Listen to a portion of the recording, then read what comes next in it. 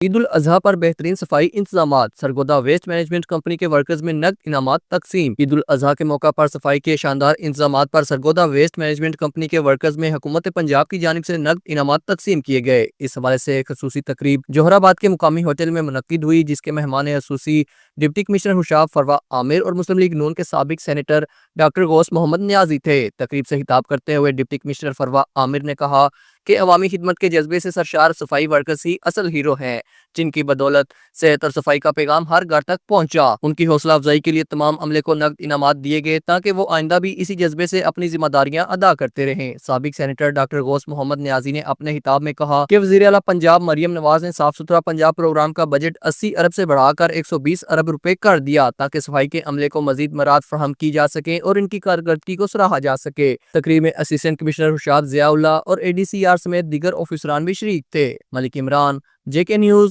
Hoshab.